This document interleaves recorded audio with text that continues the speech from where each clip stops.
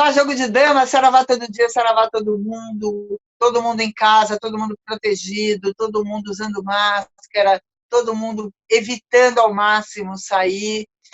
Mas, ao mesmo tempo, isso não quer dizer que o país para, né? Que as coisas estão paradas, pelo contrário, as coisas estão andando, muitas vezes, à nossa revelia e muitas vezes para nosso espanto, né? As coisas andam de uma forma esquisita. É até meio que clichê falar isso, né? A gente não tem mais muito o que falar sobre o que está acontecendo no país, além da pandemia, que é mundial. Mas causa, sim, espanto quando existe um movimento crescente e, até ao que me parece, pouco reprimido, pedindo o fechamento do STF, insistentemente pedindo o fechamento do STF, insistentemente pedindo invasão e fechamento do Congresso, a volta do AI-5, intervenção militar, enfim, pedindo de novo. Muitos são claros em dizer que preferem a ditadura. Embora isso choque, embora isso cause conflito, a gente não sabe.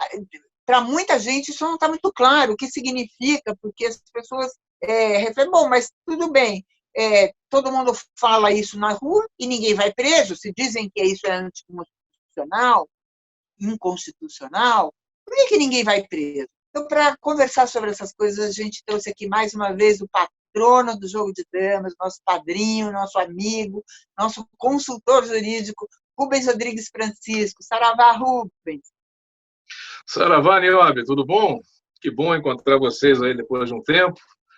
E as coisas não param de acontecer, né? A gente só está enfrentando pautas complicadas, né? Então, vocês me perguntaram essa situação de fechamento do STF, o que isso significa, AI-5, ditadura, regime, etc. e tal. Por que as pessoas não vão presas? Por que elas olham isso com uma naturalidade? Eu estava conversando aqui nos bastidores com vocês e as minhas opiniões, né, sobre esses assuntos, né, elas não são muito assim, similares às opiniões que tem de um lado ou de outro nas redes sociais. Talvez porque eu não sou um catedrático do direito, né? Não sou um pós-doutorado em Harvard e tal, como todo mundo carteira por aí. Eu sou um advogado mediano, na prática, trabalho aí com acidente de trabalho, trabalho com ações na fazenda. Essa experiência prática de trabalho me leva sempre aos tribunais para estar interagindo diretamente com juízes, com desembargadores, com ministros. Já fiz sustentação oral tete a tete com esses ministros, já conversei com o Toffoli sobre algumas teses, já fiz sustentação oral em julgamentos que ele estava presidindo, lá no TSE, inclusive, né? Um caso lá de Volta Redonda, da prefeitura, que tinham caçado o prefeito e tal, com a Carmen Lúcia. Se vocês entenderem no que se transformou o Poder Judiciário e as instituições no geral, não fica difícil entender o descrédito do brasileiro médio com relação a essas instituições e essa tendência a acreditar numa solução rápida e fácil, né? Por isso que o discurso do Bolsonaro cai tão bem dentro desse contexto e as pessoas se sentem atraídas por esse discurso.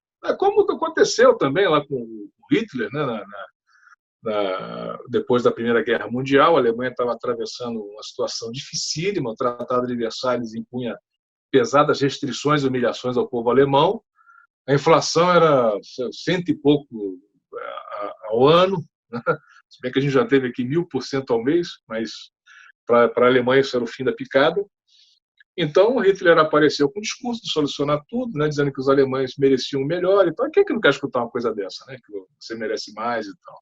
E que o problema são os outros. São as pessoas que ficam dificultando, com blá, blá, blá, com convenção, com tratado, com não sei o que são tratados que só atrapalham o andamento da coisa. É mais ou menos a mesma linha de raciocínio. Então, por isso que cai tão bem aos ouvidos leigos esse tipo de discurso, né?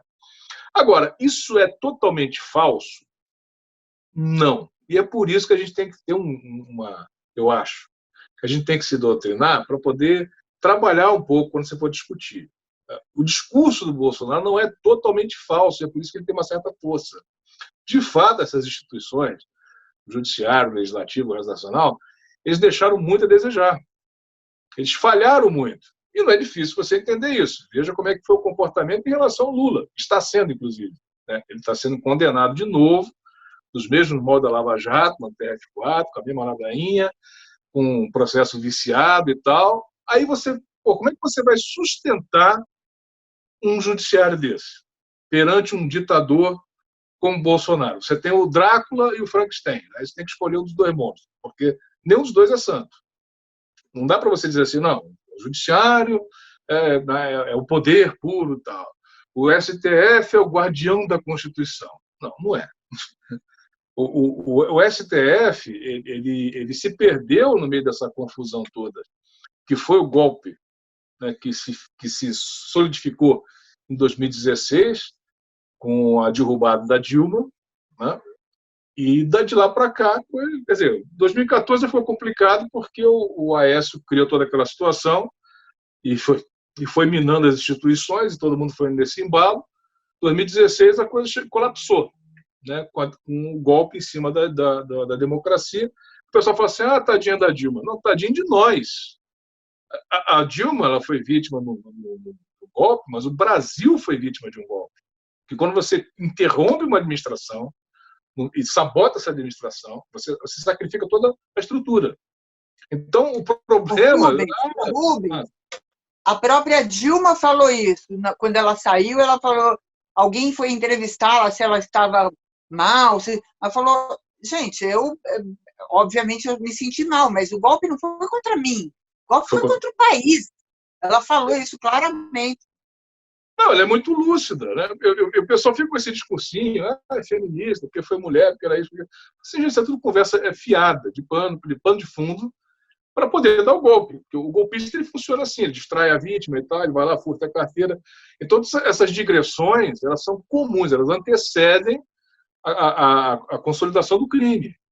O impeachment foi um crime bem feito, bem arquitetado e tal, e teve esses figurantes, essas pessoas participaram de um jeito ou de outro, as pessoas jurídicas, esses entes públicos participaram. O Congresso Nacional participou, na pessoa do Eduardo Cunha, lá junto com um monte de deputados, incluindo Mandetta, que era deputado na época, fez o tchau querido e tal. Então, toda essa turma teve um papel macabro, né, nessa situação que desembocou no que a gente está hoje. Então, quando você encontra na rua um sujeito com a camisa da CBF lá, enrolado na bandeira, falando, gritando, agressivo e tal, esse indivíduo ele é produto de todo esse processo. Não é porque ele é um idiota e que segue o Bolsonaro, porque ele é mau, porque o Bolsonaro é o demônio. Isso é resultado, isso é um vetor resultante de várias situações que levaram a essa situação. Então, se você entender, primeiro, que o Judiciário não é santo, que o Congresso Nacional não é santo, é que todos eles participaram do resultado danoso que você está enfrentando agora. Mas, de alguma forma, você tem que sustentar a tese de que nada é tão ruim que não possa piorar. Se você der carta branca para figuras autoritárias aí acabarem com as instituições, por mais deficitárias que elas estejam, por mais contraditórias e tal, a situação não vai melhorar, vai piorar. Então, o que está faltando, às vezes, é essa abordagem.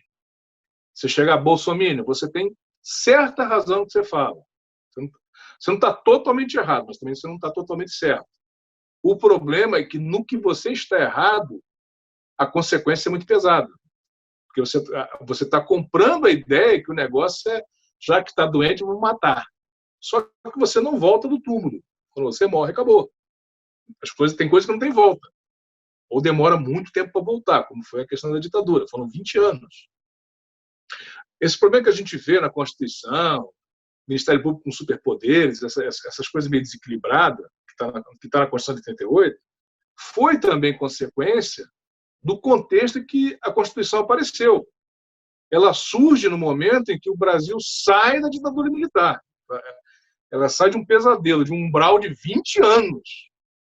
E aconteceu muita coisa difícil. Foram anos assim, terríveis. O pessoal fala, era muito bom. Não era muito bom. Não tinha fila do feijão, entendeu? Tinha máquina de valorização do cruzeiro, depois era cruzado, para cruzado real, era uma mudança de moeda. Tinha gente que você pegava o ônibus, quando você voltava, você não tinha dinheiro para voltar, porque a passagem aumentava. Se você tinha com dinheiro contado, você não tinha como voltar para casa. A inflação era diária. Isso que eu estou falando aqui, eu não vi em livro de história. Eu vivi isso. Eu vi isso acontecer lá na Central do Brasil, o pessoal quebrando tudo, porque não tinha como voltar para casa. Tinha um dinheiro contadinho para voltar e a passagem aumentou. Acho que era numa sexta-feira. Foi um quebra-pau danado. Entendeu? Aí a resolução que deram, acabar com a inflação? Não. A passagem só aumenta domingo, porque o cara já vai preparado na segunda-feira. A solução que foi dada foi essa na época. Então, se a gente conseguir refinar um pouquinho mais o diálogo e tentar falar com o pessoal da massa que está complicado aí, olha, gente, tudo bem. Não vamos dizer aqui que o Supremo é isso, ou defender Mandetta, defender... Eu não sei, não posso... Esse negócio de rótulo é complicado. Mas Rubens, o que você está falando, eu entendo e concordo com o que você está falando. O problema é que a gente chegou num ponto que não existe diálogo mais com essa gente, porque é uma gente que está defendendo você sair na rua em plena pandemia, negando, ou seja, a gente está lidando com negacionistas. Então, assim, eu acho que de novo. Oi? Não, de novo, Nioba. Eu estava conversando isso um pouco antes com a Poli. Não sei se você estava acompanhando, acho que você estava fazendo outra coisa aí. Você sabe que eu trabalho em algumas áreas, e uma delas é o acidente de trabalho. Né? Tem uma área do acidente de trabalho que se chama o pessoal da silicose, que é uma patogenia laboral. Eu estava falando da eternite, do amianto, né? A dificuldade que o trabalhador comum, na época não existia Bolsonaro, nada disso, não. Eram trabalhadores comuns. Você convenceu o indivíduo a usar uma máscara para não ficar doente no ambiente de trabalho. Você sabe disso. Era uma dificuldade enorme. Você acabava tendo que se aliar à empresa para punir o funcionário que não usasse máscara, para acabar com o problema, ou para diminuir pelo menos. Porque ele não conseguia entender, a cabeça dele não... você tem um pó de 1 micron de diâmetro que vai entrar na sua preula e vai criar uma fibromialgia. Ele não entende nada disso. Ele nem sabe que ele tem pulmão. Ele não tem essa consciência. Então, o pessoal negacionista, as pessoas medianas com pouco grau de instrução, e veja, pouco grau de instrução não significa formação acadêmica. O cara pode ser um engenheiro, ter uma empresa de importação lá com o negócio da China e ser uma pessoa com pouca instrução. Ele só tem aquela formação específica, ele fez uma faculdade e tal, mas ele não tem aquela formação interdisciplinar onde ele é capaz de entender outras coisas além dos interesses dele. Ele é um analfabeto funcional, embora ele tenha curso superior. E você tem muita gente assim. É o que eu estou falando, a gente tem que reformular o jeito da gente ver as pessoas para tentar achar um meio de sair dessa situação. Porque se a gente colocar nós contra eles, A contra B, entendeu? Bolsonaro contra a esquerdopata, olha, esse negócio só favorece a um lado, aquele que quer a desgraça. Porque você não consegue compor, né? E você vê que isso é a filosofia do Lula. O Lula sempre foi uma filosofia de composição, por mais difícil que seja. Por quê? A formação dele é sindicalista. O sindicalista ele sempre entra como o mais fraco na reunião. Ele entra na reunião, tudo bem, ele vai lá, mas ele não está em condição de negociar igual o empresário, o acionista e tal. Ele entra com a menor parte, do menor jeito e da pior forma.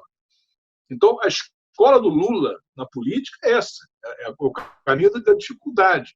Ele tendo que negociar com mais gente, com pessoas mais poderosas, em situação pior. A gente tem que aprender essa questão da composição para tentar lidar com essa massa, que é muita gente. Nós estamos aí às portas da eleição das eleições municipais, que elas são muito importantes para uma formação de base, para a gente ter alguma coisa em 2022 e, de repente, dar um jeito nisso aí. Porque se você não se organizar, não conseguir formar uma base política né, uma plataforma política qualquer, para tentar se estruturar nesses 2 anos restantes, quando você chegar em 2021, por aí e tal, não sei como é que vai estar esse cenário, mas se tiver estruturado do jeito que está agora, é o que se chama de esquerda, gente, isso aqui vai ser um desastre. Se não for reeleita a criatura, vai ser uma coisa pior do que ele, porque vai vir lobo em pé de cordeiro. Porque pelo menos tem um lobo em pé de lobo, todo mundo sabe que é lobo. Ele fala como lobo, ele anda como lobo, ele é um lobo. Mas se você assim não tiver meio termo disso aí vai criar um Dória, um Amoedo, uma coisa assim, que vai vir com o mesmo discurso. Você não tenha dúvidas que qualquer pessoa que estivesse no lugar dele não estaria cagando, desculpa o termo, cagando e andando para 10 mil mortos de pandemia. Ele simplesmente ia disfarçar. Ele não é falar dessa forma. Se você viu o discurso do Covas, falando do negócio de se cavar as máquinas do cemitério lá da Vila Formosa, que é um cemitério que sempre enterrou a torta direita, não se sabe nem quem, aquilo ali é um negócio para sumir gente mesmo. Aí ele fala lá que ele preparou toda uma estrutura para poder se adequar à demanda. Olha como é que ele fala de enterro. Ele estava falando o seguinte, dane-se, vou enterrar todo mundo, mas ele não fala desse jeito. Ele fala assim, eu estou preparando a estrutura para se adequar à demanda. Qual é a estrutura? Cemitério. Qual é a demanda? Mortos. Ele fala a mesma coisa que o Bolsonaro, só com uma linguagem diferente. Entendeu? Então, enquanto a gente fica se pegando, essa coisa, ele falou isso, ele falou aquilo, ele fala, porque ele não tem uma trava emocional para isso, uma educação, né, para esse tipo de coisa, mas ele fala exatamente o que as elites, essas plataformas políticas pretendem. Tem muita gente, se morrer, legal, fica até melhor. É menos previdência para pagar, entendeu? Menos gente para você ficar enchendo o saco aí com um problema social, que vai, logicamente, criar um problema de violência, porque nesse primeiro momento a pessoa é coitada, né? Está passando fome, passando dificuldade, fica na quarentena, vai fazer bonão. Daqui a pouco, o coitado vai começar a morder. É que nem cachorro. O cachorro está lá, coitadinho, chorando e tal. Daqui a pouco ele está mordendo, porque ele quer comer. O ser humano e qualquer animal é assim. Então, é óbvio que toda essa desgraça que está se acumulando de 2016 para cá, do golpe para cá, isso vai estourar. De uma hora para outra vai estourar. É uma questão de dias e horas que isso está acontecendo. Quanto menos gente tiver para participar desse processo, para as elites é melhor. Então, essa questão da pandemia veio como uma luva. Agora, os políticos, né, que lidam com essa questão da imagem, eles sabem que não pode chegar e dizer assim, eu quero mesmo que o nego morra. Eles querem isso, mas eles não falam. Nós temos um presidente que quer isso e fala isso, dessa forma. O que eu posso fazer? Se morrer, morreu. E ele está sendo sincero, é o que ele acha mesmo. O Tish, sei lá como é que é o nome desse cara aí. Tais. Então. Eles acham as figuras assim, ímpares, né? A composição desse governo é uma coisa fantástica. Só acha figura. Não sei onde eles conseguem arrumar essas pessoas, mas aí esse veio que parece o governo do Drácula.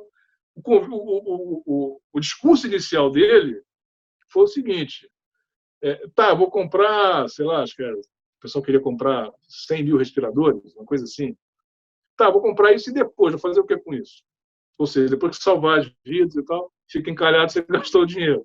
Se o pessoal morrer, não paga o INSS, porque está velho, está recebendo a aposentadoria e tal. Morreu, acabou. Você cancelou o CPF.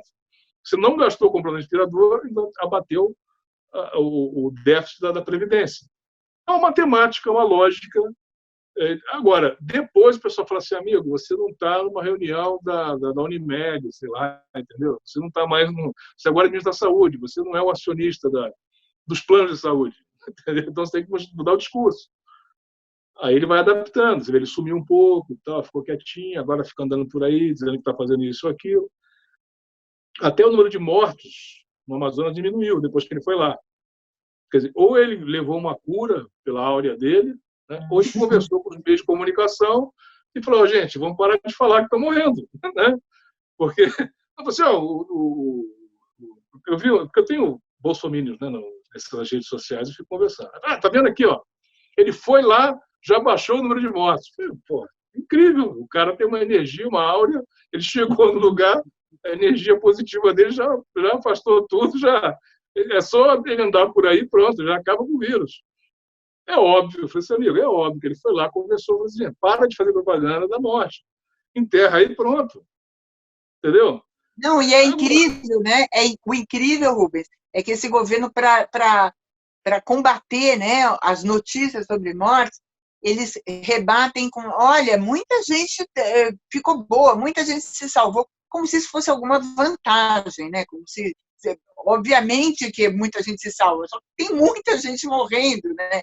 Eles ignoram quem morre. Ainda tem um lance pior ainda, porque assim, eu tenho um videozinho didático que eu peguei lá da Alemanha, aí eu disponibilizei aí no Facebook, compartilhei e tal.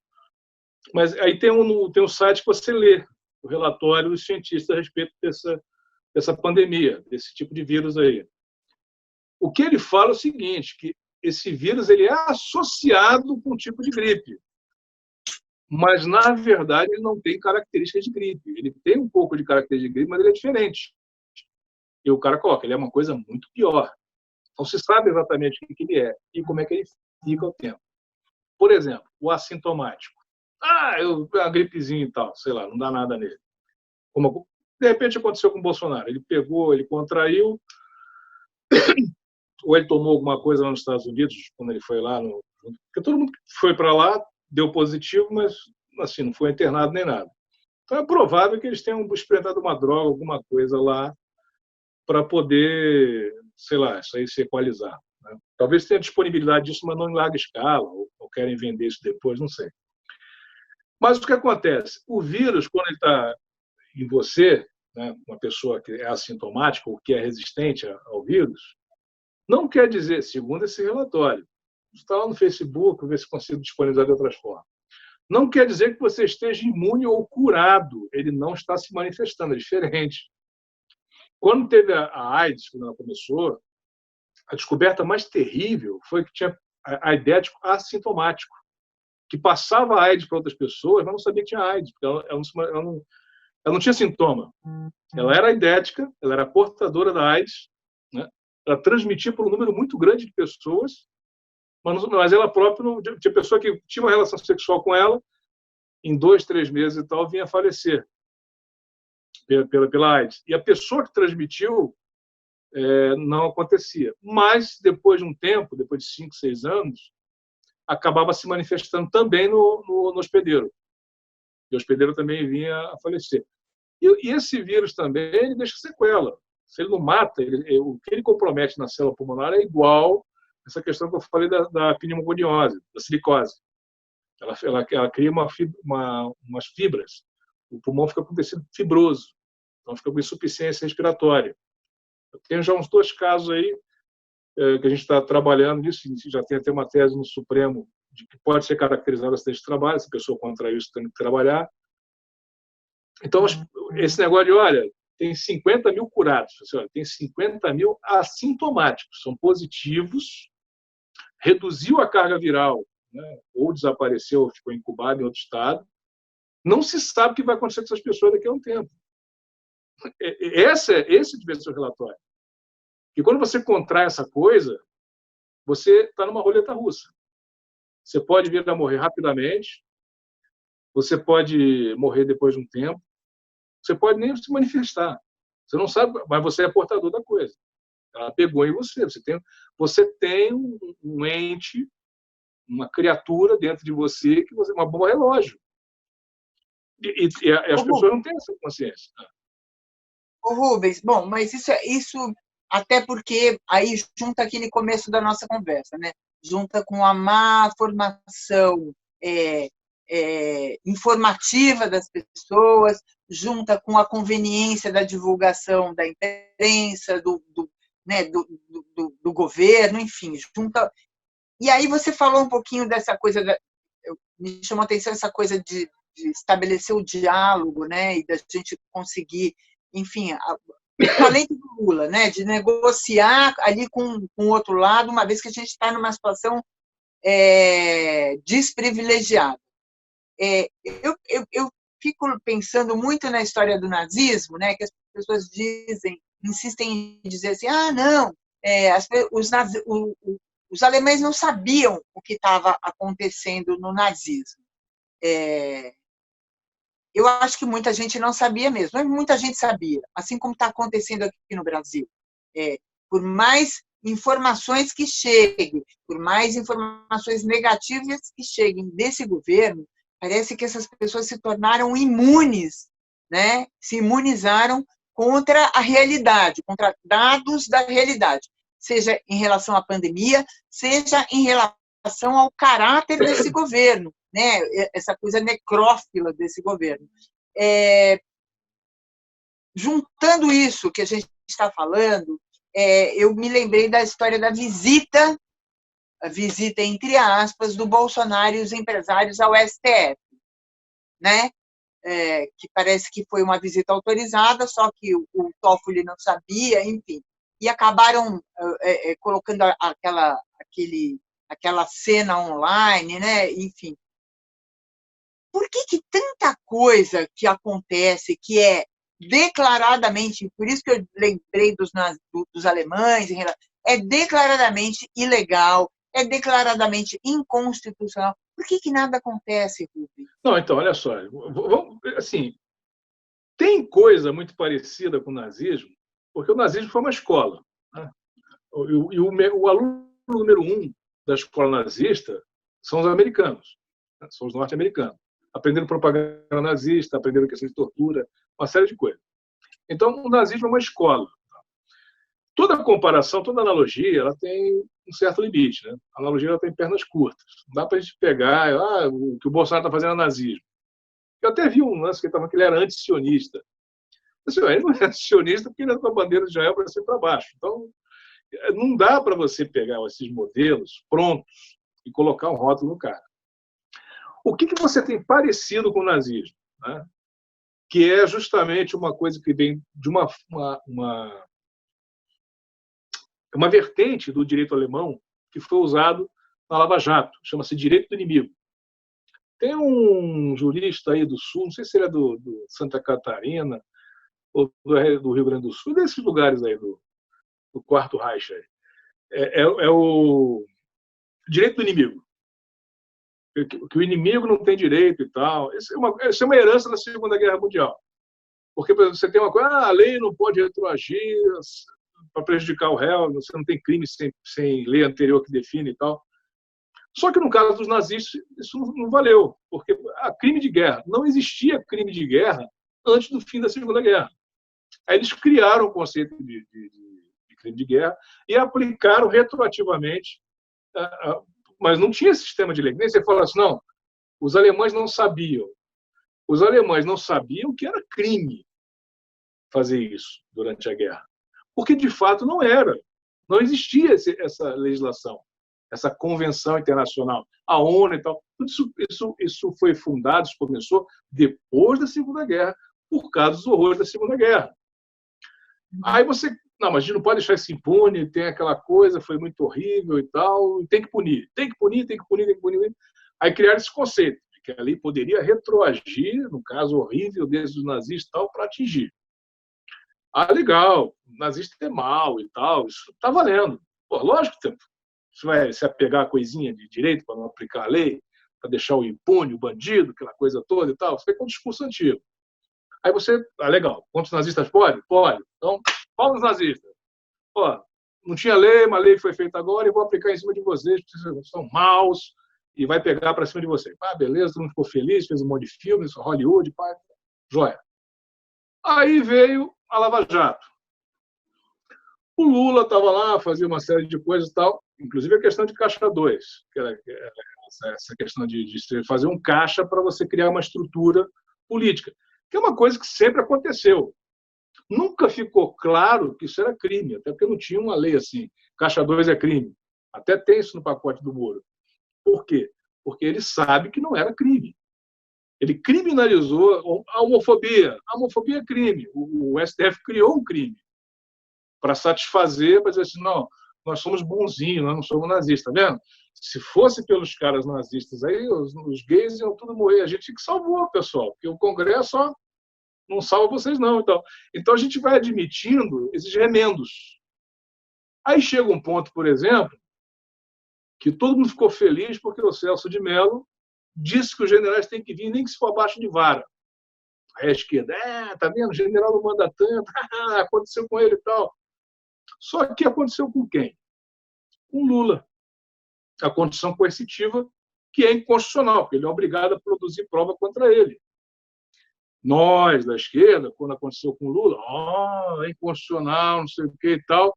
Já a direita, não, é bandido, tem que fazer, não sei o que, Lula é ladrão. Aí levou.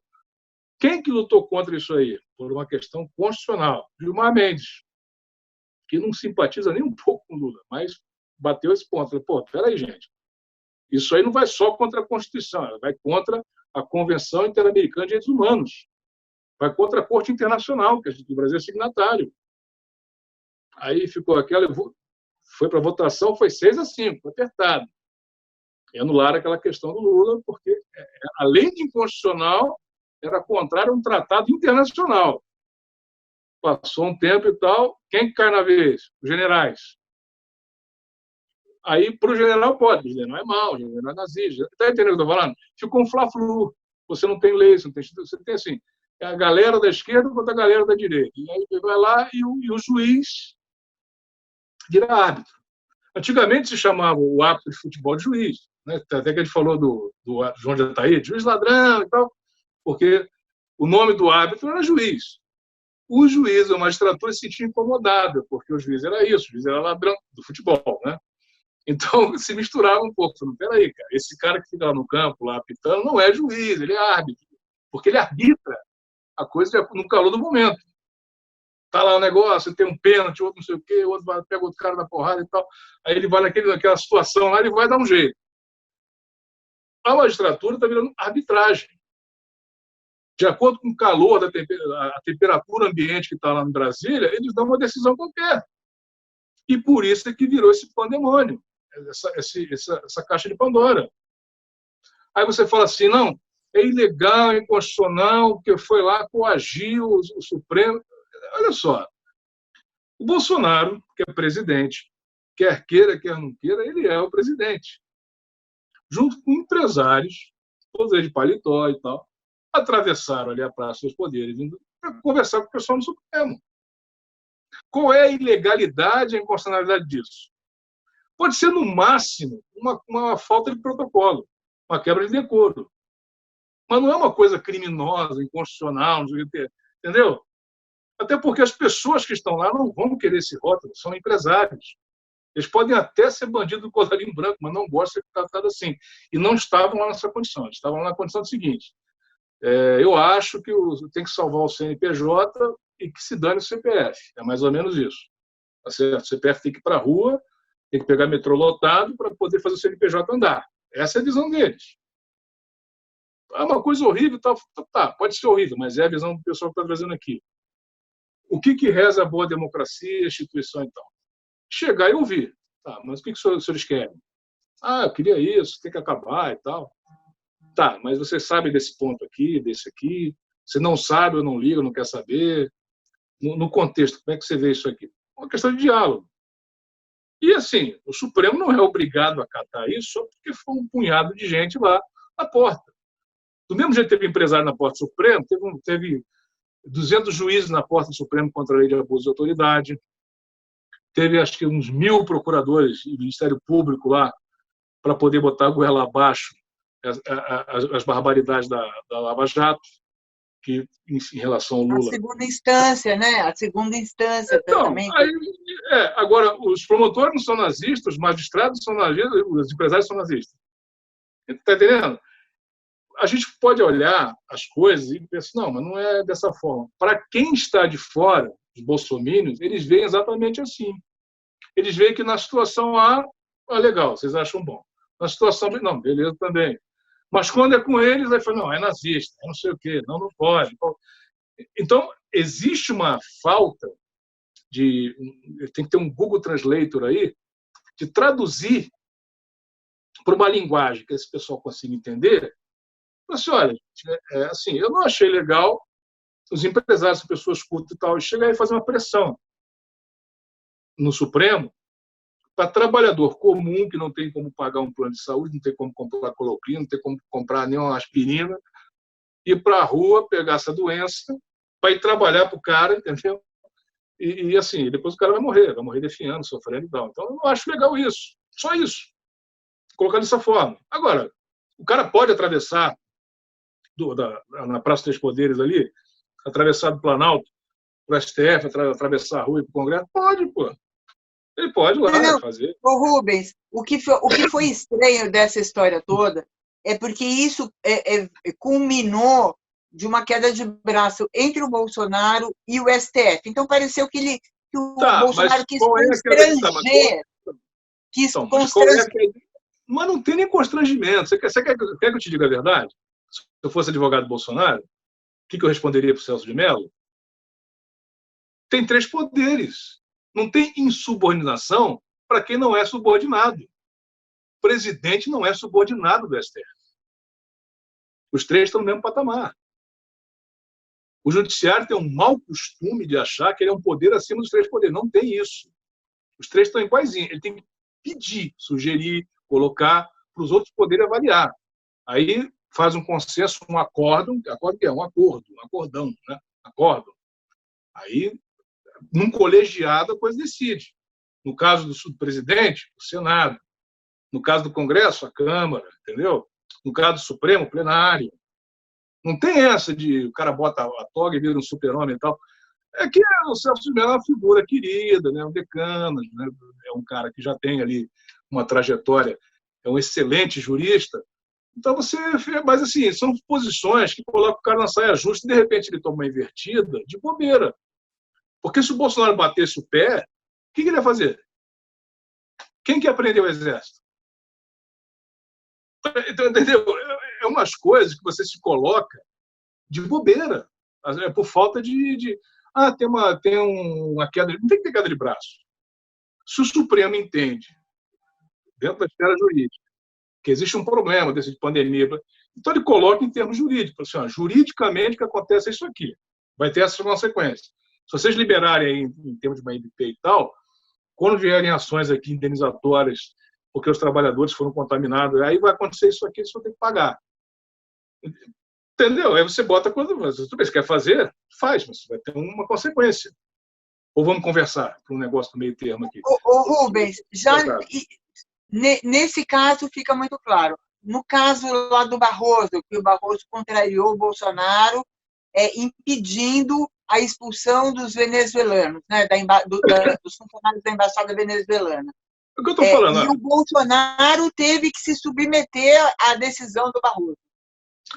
Não, o Bolsonaro não teve que submeter de novo aquela situação de você criar um racha. Primeiro ponto. Pessoalmente, eu gostei da decisão do Barroso. Pessoalmente. Profissionalmente, eu não gostei.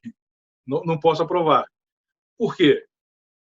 Porque está na Constituição que é competência privativa do presidente da República declarar guerra e celebrar a paz. Só o presidente pode fazer isso. Ele quis declarar guerra com a Venezuela. Ele podia fazer isso, pela Constituição. Assim, o que eu estou falando, o problema não é o que é feito, é como é feito. Entendeu? O Barroso chegar numa canetada lá, não, eu não estou dizendo que não. Fragiliza, entendeu? Dá ponto para o pessoal ficar pegando, o Supremo é vagabundo, é comunista, é isso aqui. Está entendendo? Porque fica a pessoa, Barroso, inclusive nessa situação que foi do Alexandre de Moraes, o pessoal foi lá na casa dele em São Paulo, né, então, e aí várias pessoas, até ministro que não se compatibiliza muito com ele, você tem lá uma turminha que tem uma certa visão e uma turma que tem outra visão. Você teve até discussões ferrenhas ali entre o Barroso e o Gilmar Mendes, mas nesse momento, para defender a pessoa, né, o magistrado, a figura, né, do julgador, Alexandre de Moraes, os dois se afinaram e falaram, não, vocês podem discordar de mil coisas. Agora, sei lá na casa do juiz ameaçar, aí, porra, entendeu? Fica É complicado. Mas por que fica complicado? Porque ele também, o Alexandre de Moraes vai lá e chama para o peito. Não, eu assinei e tal, tá entendendo? Aí o Barroso vai lá, não, eu estou proibindo e tal. Pô, mas não é assim que funciona. Foi bom. Mas por que funcionou, Rubens? Por que funcionou? Então, primeiro, ninguém quer essa guerra, né? Só o Bolsonaro e o Trump que quer isso aí. Eles têm uma tratativa, óbvio, né? Eles têm lá um alinhamento para assaltar lá a mão armada da Venezuela. Precisam de uma base sólida, ou que pelo menos não sejam atraiçoados numa hora que dê um racha. Que Venezuela está no quintal dos americanos. Né? Ali é Mar do Caribe. Né? Já está um pouquinho ali do Maranhão. Então, ali é Mar do Caribe. Está no quintal dos Estados Unidos. Então, ele não pode errar. É que nem Cuba. Não dá para errar.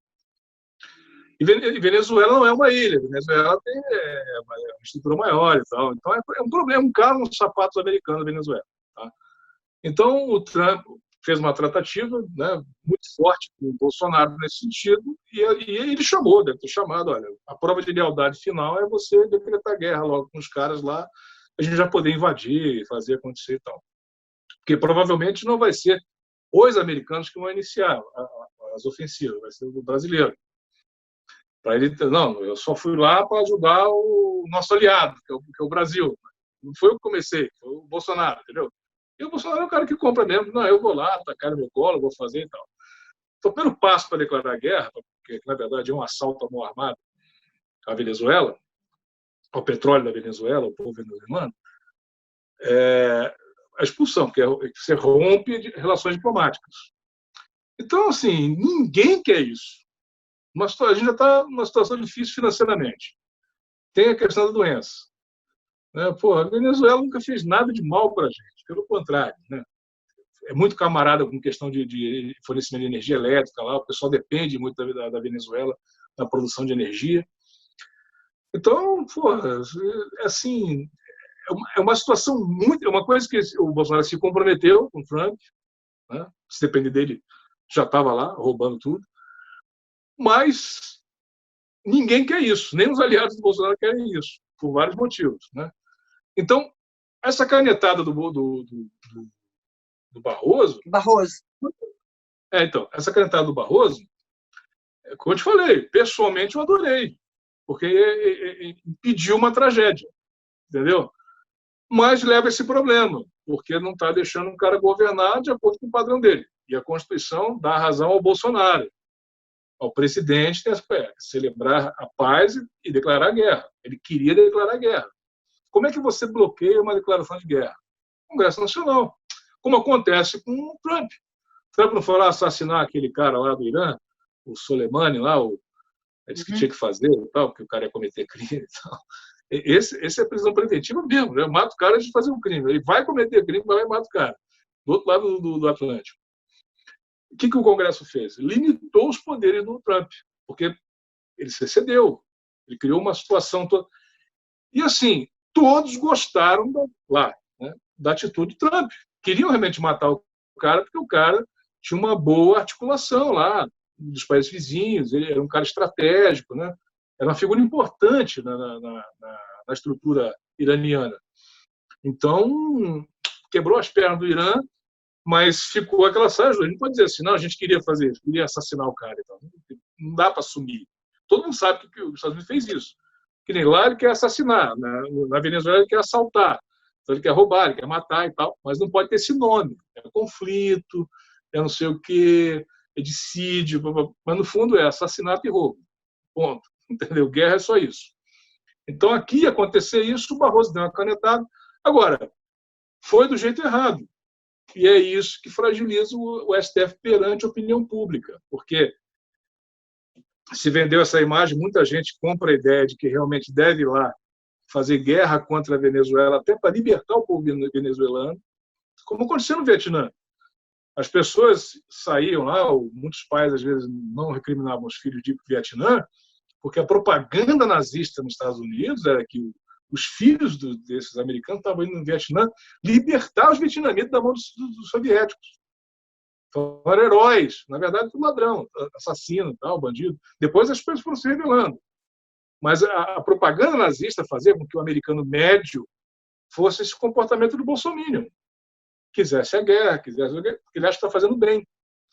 E esse é o problema. Se você fala assim, não, o Barroso fez isso aí por quê? Porque agora é comunista, porque se vendeu para não sei quem, ou ganhou dinheiro e tal. Ele não entende, porque a propaganda que é feita por esses Facebook, Twitter e tal, é que a Venezuela, o povo passa fome, come cachorro, come morcego, come não sei o que e tal, porque é comunista, e os comunistas, aí bota lá o Maduro gordão, comendo carne e tal, e os caras magrinhos, morrendo e tal. Então, assim, olha, o americano quer o bem. Tem tudo para a propaganda nazista americana ter sucesso. Ele coloca o Capitão América, o Thor, não sei o que, salvando o universo. Tal. Todo o americano sempre é 100%, sempre legal. E o soviético sempre é malvado, ele é ruim, tal, junto com os nazistas. Isso é desde criança. Você assiste esses filmes, a Sessão da Tarde e tal. Então, a mente dessas pessoas já é programada para entender que os Estados Unidos é bom, aquele pessoal lá do vermelho e tal é ruim. Já tem essa programação desde criança. Aí chega o Bolsonaro, que é do Exército, não sei o que e tal, bandeira do Brasil. Quem é que vai contra a bandeira do Brasil? É um cara de vermelho, né? Geralmente de cabelo comprido, desleixado, fumar maconha, bicha, não sei o que e tal. Aí o cara fala, tá vendo? O cara tá certo, pô. Nós só temos pessoas normais e de bem. Eles são todos ajustados no vermelho, e nem os filmes lá. Tá entendendo? São figuras de linguagem. A gente tem que começar a trabalhar isso para tentar, falar assim, gente, vocês estão sendo manipulados, entendeu? Mas até você não pode fazer estar sendo manipulado. Você tem que criar um jargão popular, uma linguagem fácil para ele poder se entrar na conversa dos caras. Eu tento muito fazer isso, falar a língua deles, aprender como eles falam e, de repente, nessa coisa de mimetismo, imitando eles, né? Tentar me comunicar. Eu tenho até conseguido algumas coisinhas. Assim. Eu comecei a conversar com eles, né, nessa linguagem que eles utilizam, e aí eu comecei a entender algumas coisas, como eu estou te passando aqui agora. O que eu consegui pegar é isso. Eles têm uma formação, uma concepção que foi introjetada neles dessa forma, que eles não estão fazendo mal. A gente sempre chega nessa conclusão que o Cachorro está latindo aqui. A gente sempre chega nessa conclusão que, na verdade, a gente está numa guerra de linguagem, né? O nosso grande, o armamento maior, né? O poder está na linguagem. E a esquerda, os progressistas, ou a oposição, seja lá, ainda não conseguiu desenvolver uma linguagem que fale, né, aos corações e mentes. Mas aqui, indo para os finalmente da nossa entrevista, eu queria fechar com uma perspectiva. Uma vez que ficou muito claro que os três poderes estão em conflito e, nitidamente, o poder executivo abriu fogo contra o poder legislativo e o judiciário.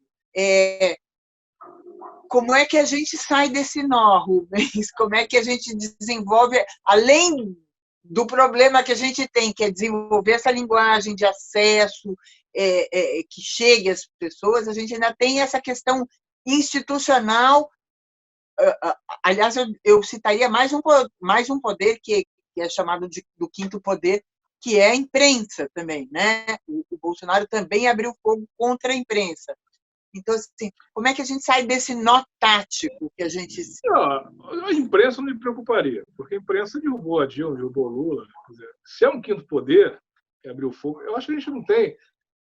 Teve esse fotógrafo que foi pisoteado aí, teve uma coisa assim, um episódio Sebastião assim, Salgado. Né? Sebastião Foi Salgado. Sebastião Salgado? Foi ele que foi agredido? Não, desculpa que foi agredido lá, não. Não, Sebastião Salgado teve as fotos devolvidas. Não, ele foi pisoteado lá. Tem uma foto do cara pisando e tal. E aí colocaram, né, que os bolsominions são horríveis e tal, que estão pisando. E aí perguntaram, né?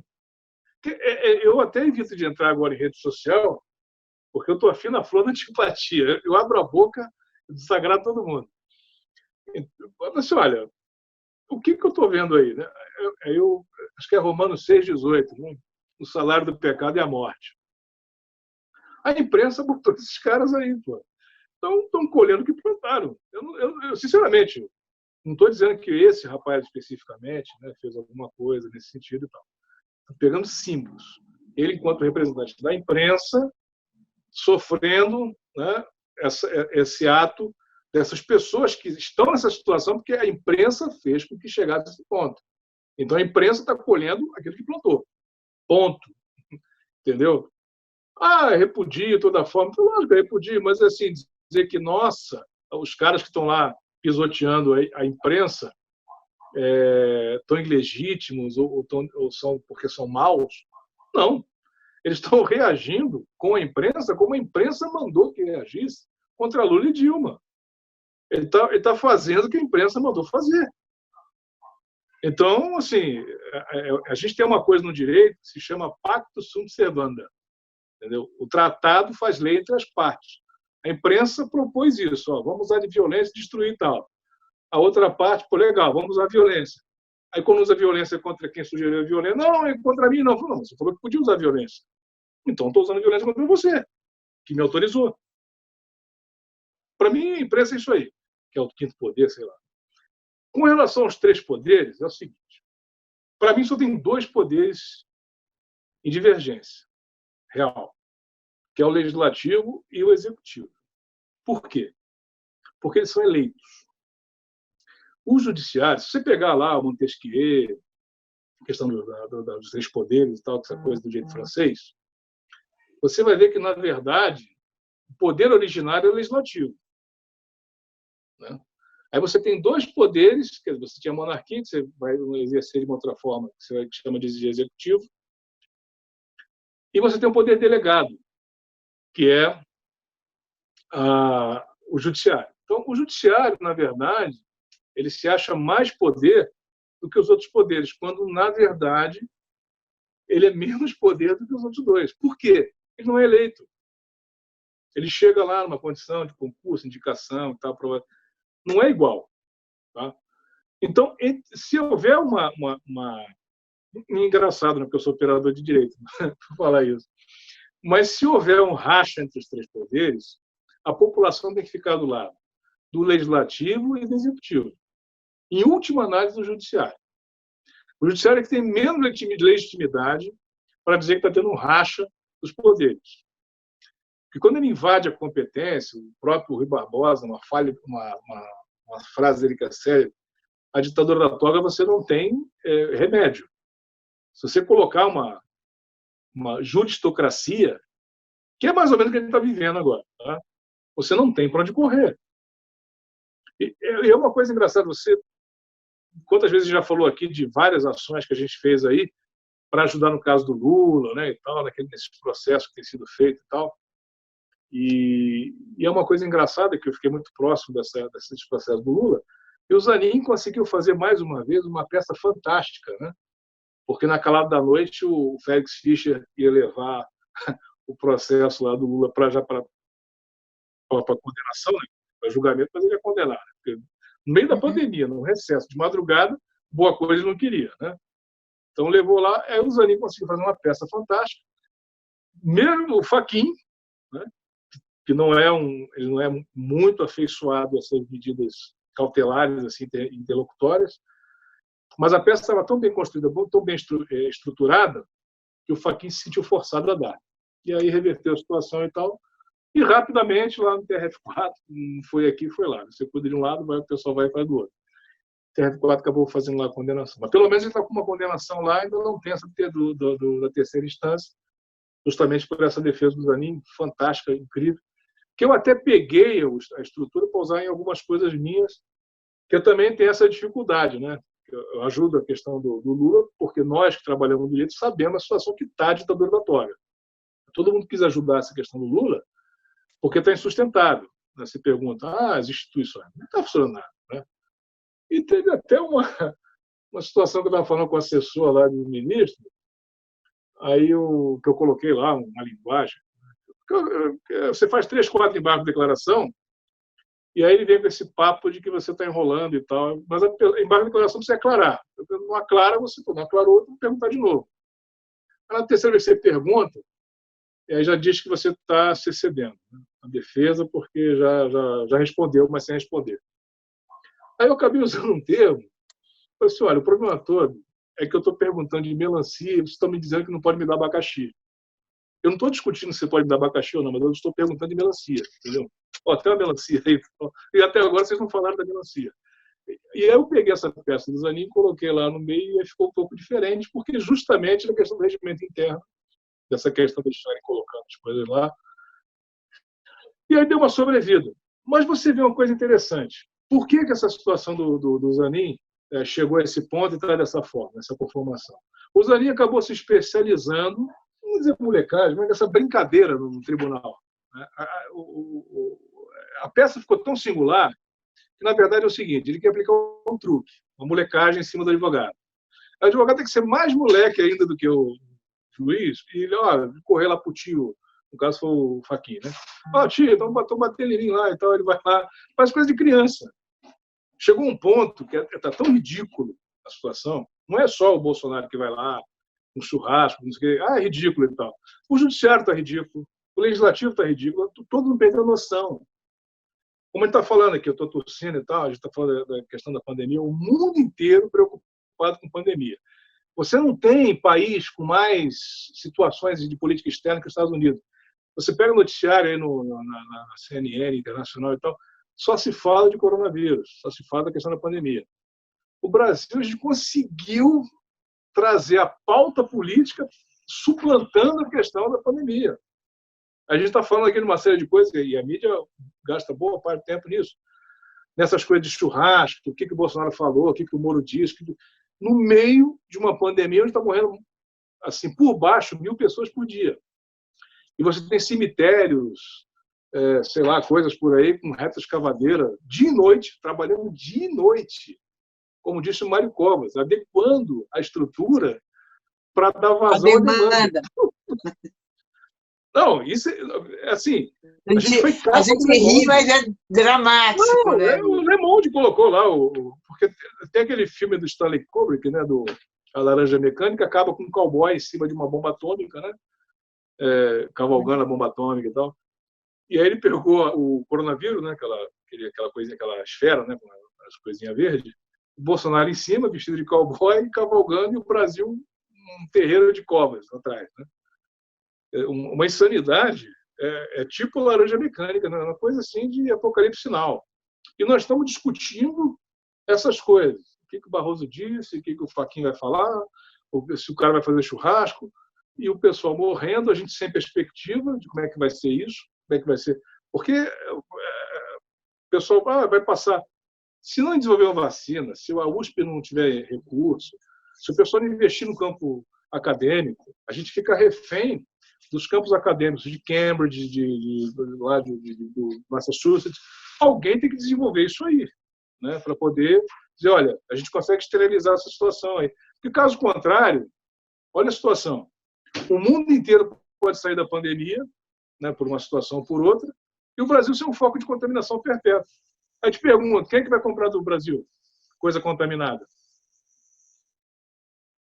Está entendendo? A gente é muito semelhante ao caso do mosquito da dengue, né? Que era uma doença. Não, mas o mosquito da dengue é uma coisa, o pessoal fala, não, a dengue, a chikungunya, o homicídio, o estupro, não sei o que mata. Gente, tudo isso é visível.